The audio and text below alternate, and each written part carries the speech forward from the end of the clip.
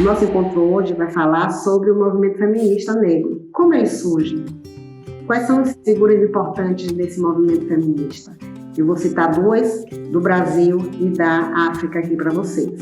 Bom, para entender o movimento feminista negro, é importante a gente compreender três termos: colonização, colonialidade e colonialismo. Entender os fatos históricos que foram determinantes no processo de subjugação dessa população negra, que vem de África de forma escravizada aqui para o Brasil, e da população indígena, que também foi escravizada no processo de colonização. Esse sentido desses termos, eles dialogam exatamente no processo de preservação do território e do sentido de pertencimento dessa população a esse território e a sua cultura. Então, o processo de colonização, ele se deu a partir da exploração da mão de obra escrava e também da extração dos bens materiais das terras brasileiras. O processo de colonização, então, deixa marcas. Essas marcas a gente determina como a dimensão de herança. Que heranças esse processo de colonização deixa para a população? É o que a gente chama de colonialidade. Então, a colonialidade é exatamente essa herança deixada no processo de colonização através de símbolos, de uma cultura que é imposta, na forma de pensar e agir dessa população a partir desse processo. Então, com a colonização, a gente termina perdendo um pouco da nossa cultura e sendo impregnado por uma cultura europeia que é determinada nesse processo de colonização. E o colonialismo é exatamente essa experiência histórica, concreta das pessoas, a partir de controle político dos corpos, inclusive, dessas populações negras e indígenas, a partir do processo de genocídio dessas populações no período escravocrata, e também a criação de comunidades quilombolas, que são essas comunidades que surgiram a partir da necessidade de fugir dessa escravidão. As comunidades quilombolas, elas foram capazes de produzir histórias da própria ocupação agrária, elas conseguiram construir histórias a partir da preservação da sua cultura material e imaterial, nesses grupos étnicos. A partir de quê? A partir do parentesco, a partir do manejo da terra. Então, são essas as comunidades negras quilombolas que geralmente são marcadas até hoje por conflitos e por resistências. E o que o feminismo negro tem a ver com isso? Porque o feminismo negro ele surge exatamente nessa perspectiva de reagir a essa herança, a essa colonialidade.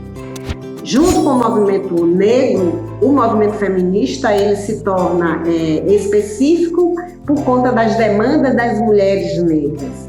Então, as mulheres negras elas não tinham referência nem pelo feminismo negro e nem pelo feminismo branco, que a gente chama do feminismo hegemônico.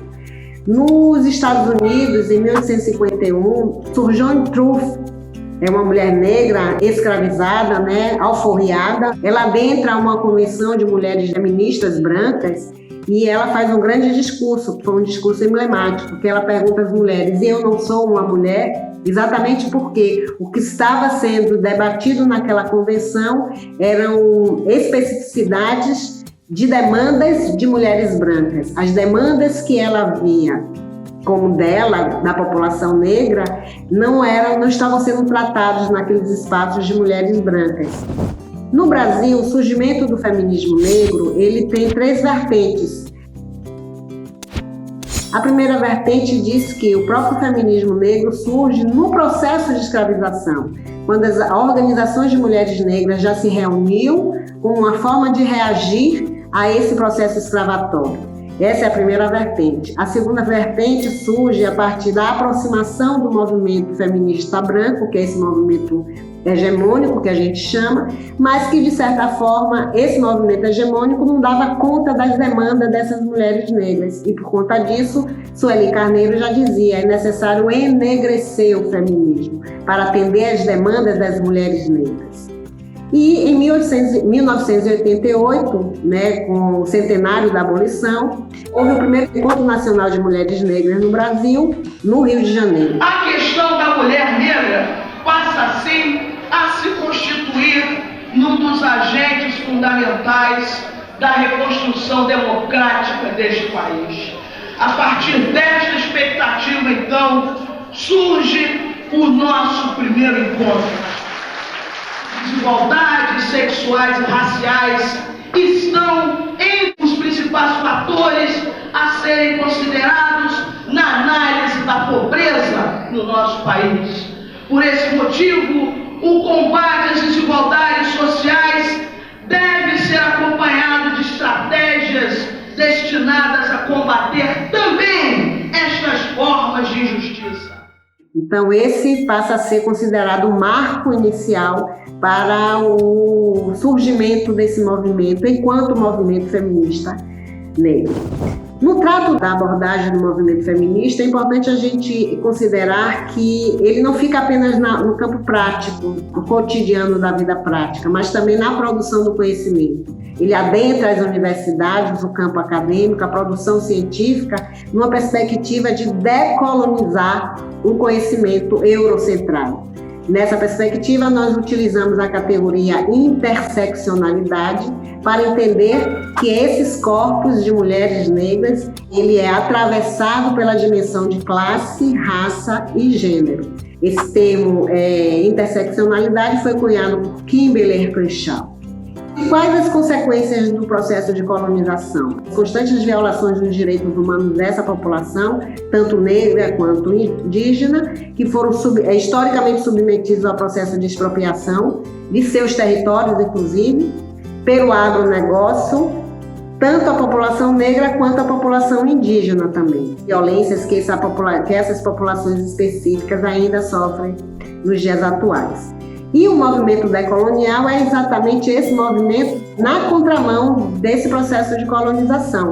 Como nós fomos colonizados a partir de um parâmetro eurocentrado, o movimento decolonial é exatamente a desconstrução dessa centralidade no modelo europeu para a construção de uma história, de uma política, de uma prática política, do conhecimento científico a partir do sul global, a partir das nossas experiências, a partir da nossa contribuição cultural, intelectual. Então, esse é o movimento decolonial. E, para ser feminista, é necessário ser antirracista também.